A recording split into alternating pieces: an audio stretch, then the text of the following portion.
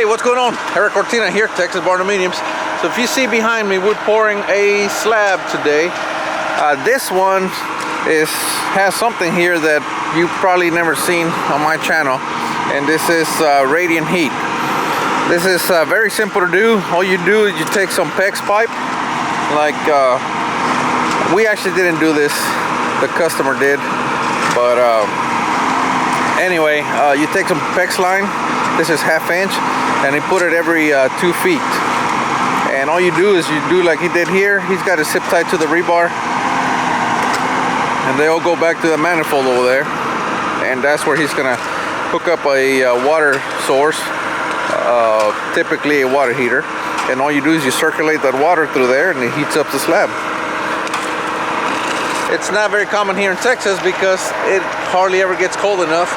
But he moved down here from up north, so it's common for them to do. I actually have radiant heat in my house, and it works well.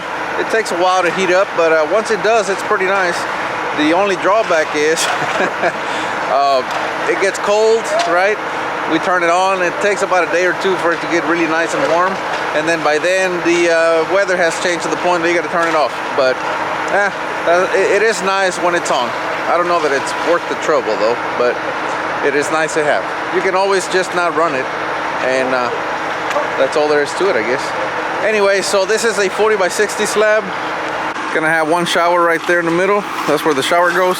This is the garage, the part that has the radiant heat. It's gonna be the garage, and you can see the ramp right here for the overhead door. We are pouring 3,000 straight sack. Like I always like to do. Sometimes I like to pour 3,500 straight sack, but straight sack is what I like. So what does straight sack mean? Well, straight sack, all right, let's break it down a little bit. So concrete has, for example, we're doing 3,500 or 3,000 PSI. It has 4.5 sacks of cement, okay? Of those 4.5 sacks, 80% is cement. The other 20% is fly ash. That's on your regular 3,000 PSI. If you call them and say you want 3,000 straight sack, then they give you the entire 4.5 sacks of cement. What does that do? Well, it gives you more paste, which is a lot better if you're gonna stain your floors, but it also dries faster. So you have to be very careful. If you are pouring concrete in 110-degree weather, which we no longer have, but if you're pouring concrete and it's super, very, very hot, then the straight sack may be harder to finish because it's going to dry a lot faster. So that's one of those things that you have to kind of take into consideration. Of course, we pour straight sack year round, and that's why we have to use, or not have to, but that's why we like to use day one, you know, which is a finishing aid, okay? Also, you have to be, you know, you have to pour it faster, you have to have really good service, and there's just a lot of things that that you have to make sure that you get done right when you're pouring straight sack, because like I said, it dries faster. In the winter, well, it almost doesn't matter because it's going to dry slower anyway, and straight sack is probably preferred anyway, just because you don't have to be here all day. Today is nice 50 degrees, perfect weather for pouring concrete. You can see it's foggy all around me, but obviously weather plays a huge part in pouring concrete. When it's really hot and dry, it sucks that moisture right out of the concrete, that it just makes it extremely hard to pour concrete. So what we do is days like today or in the winter, that's when we put the new guys in. It's like, all right, get in there and start working that concrete. Start maybe teaching them how to run a trowel machine and things of that nature. That way, by the time the summer rolls around, well, you have one more guy with experience that can really help you finish that concrete. Anyway, let's get back to it.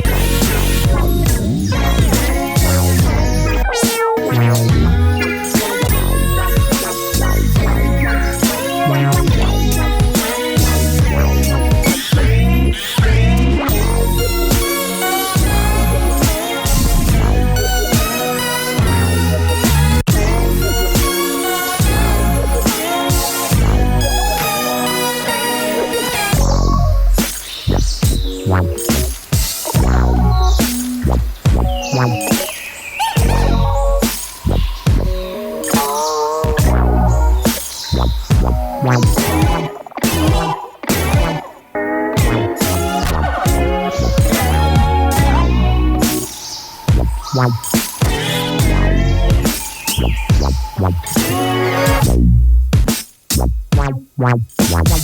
so now we're done pouring. Now he's going to clean out the pump. So what he does, he takes a sponge wrapped in a plastic bag and he's going to suck it back through. You can see. There he goes. He puts the pump in reverse. There he goes. So that it's going to go all the way back through those pipes. It's just going to wipe. It acts as a wiper. Go right back through those pipes and he's going to go and find it over there in that hopper.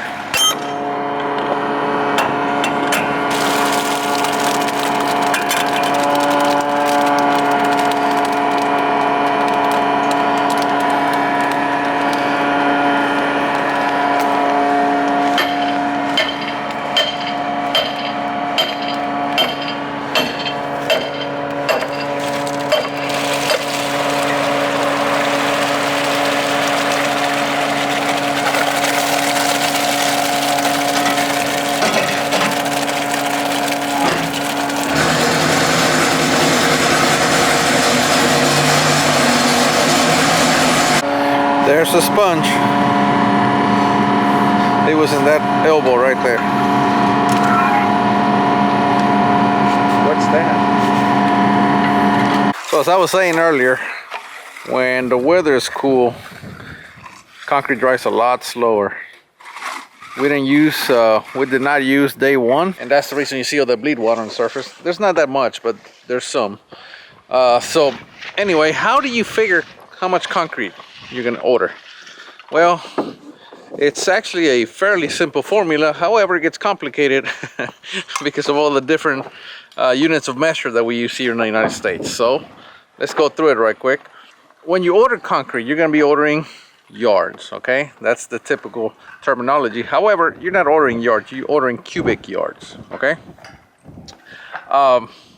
When you're doing your foundation, like the one we're doing right now, this one is 40 by 50, right? 40 feet by 50 feet. When you multiply the two together to get the area, you get square feet, okay?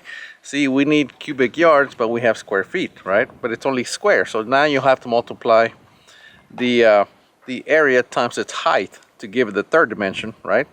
To get the volume. Well, the third dimension is typically the thickness of the slab, which is in inches. So you see how it's getting really complicated. And I know all my friends from that use the metric system are pulling their hair out right now because they're going, if you guys just use the metric system, all this would be easier. Possibly. So anyway, so let's recap. We're trying to order cubic yards, but the slab is in feet, you know, the dimensions. However, the thickness is typically in inches. So what you have to do is you have to convert them all to the same. Okay, so let's start with the foundation. It's 40 feet by 60 feet, okay? The thickness, instead of doing, let's just say you're doing 4 inches, okay, which is very common. Well, you have to divide the 4 inches divided by 12, okay? And that's going to give you your thickness in feet, okay? Which is, for a 4-inch slab, it's going to be 0.33. All right, so what you do is you multiply 40 times 60 times 0.33, okay? So the answer is 792, okay? 792 what? Well, now we have cubic feet, okay? However, we need cubic yards. There are 27 cubic feet in 1 cubic yard. So what you do now is you divide 792 by 27, and that gives you 29.33 cubic yards. That's only for the surface, okay? That's only for the part that's 4 inches. In this slab, for example, we have perimeter beams and we have interior beams. So now you have to do the math for those as well, okay? For example, let's just say perimeter beam, they are 2 feet deep, okay? Those are simple because we have 40, so that's 200 linear feet of beam times 1 foot wide times 2 feet deep. We have 400. You divide it by 27, and that's 14.8 yards. So that's 15 yards. So if all we had was a perimeter beam, okay, and and then just a slab on the surface at 4 inches, then we would need about 45 yards. I'm doing this by memory. The point is, you get the point of how this stuff is ordered, okay? And like I said, what makes it difficult is the fact that we use so many different units of measure, and that's where things get confusing. Every time I'm trying to teach somebody new how to do this, that's where the confusion comes in. Is that here's the typical mistake that they make. They will do 40 by 50 times 4. Well, the 4 is inches, it's not feet. So obviously they end up with their formula being way off, okay? So be very careful with that, and keep in mind the units and keep them in the right order, and then you're not gonna have a problem. But like I said, that's where it gets complicated. Too many different units of measure.